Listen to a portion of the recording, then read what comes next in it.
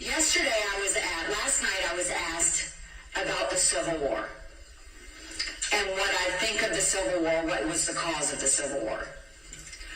Of course the Civil War was about slavery. We know that.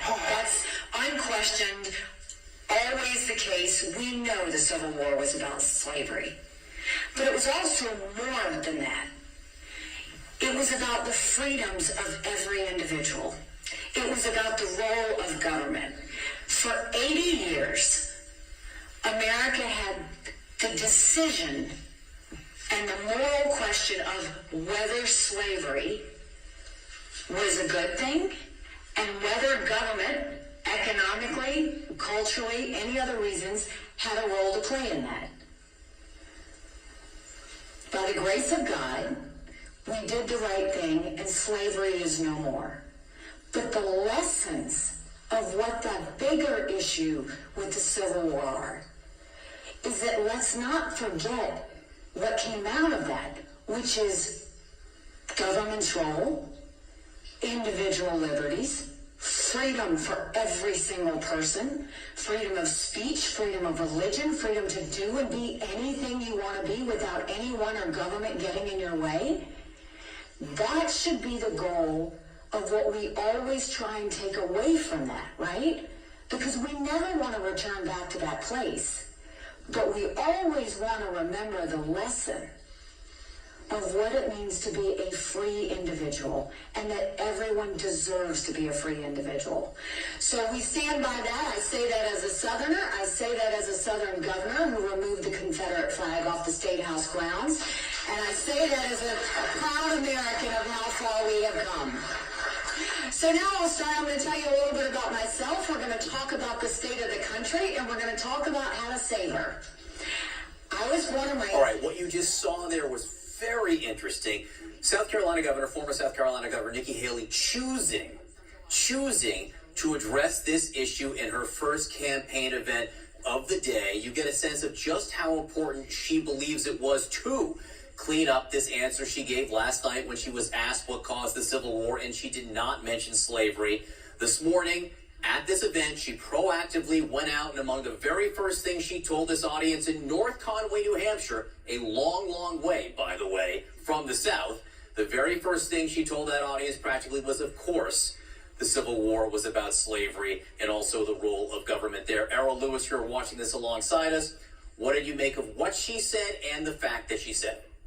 Well, she is very carefully dancing among a lot of different factions within the Republican Party. Let me sharpen her answer a little bit. The Civil War was not about small government, which is kind of the way she's sort of trying to transform the well-known events of the past. The reality is the Confederate traders who tried to break off and enlarge a slave empire in this country were defeated not only through the grace of God, but by the force of arms of a very large armed Union government.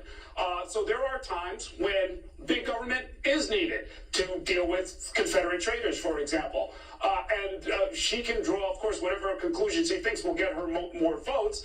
But I think the historical record is really pretty clear. And she's going to encounter this again and again. Here's another question. You don't have to be a Democratic plant to bring it up. Why did the Republican Party come into existence? Why was Abraham Lincoln the first Republican president? Let her try and figure out an answer to that. And I think we'll really get to the real question here, John, which is who are we going to be as a country? What is this country about? What are the fundamental moral principles that a president is expected to both talk about and also advance and create policies to uphold? Until she can really sort of get that straight in a way that's not, her counting votes in the back of her head, I think she's really going to have a very hard time. Yeah, she's still dancing a little bit here, isn't she, Errol? I'm glad you pointed out the ambiguity in her answer even this morning. Yes, she said, of course, the Civil War was about slavery, but also the freedom of every individual in the role that government had to play. And the reason that's ambiguous is because there were some in the Confederacy who said it was a war about the freedom of individual rights to hold slaves, right? Exactly that is right. And the government role, the role of government, well, there were people in the Confederacy who said that the government in the North had no role in ending slavery, and she's still leaving that ambiguity there. Why?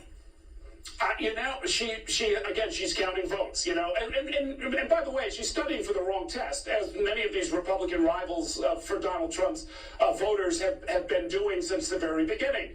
If you want something raw and unvarnished, if you want the kind of ugliness that the Confederate flag, for example, came to symbolize for a lot of pro-segregation forces over the last few decades, well, you can just go to Donald Trump and he'll give it to you raw. This ambiguity, this kind of cloudiness, people don't respond to that. Voters want you to stand for what you stand for. Even if they land in a different place, they always reward authenticity. If Nikki Haley sounds inauthentic or she sounds calculating, I think it's just going to backfire on her, really. All right, well, we will see if this is the last time today or in the next few days that she addresses this issue, but clearly trying to clean some things up. Errol Lewis, thank you so much for watching this alongside us this morning.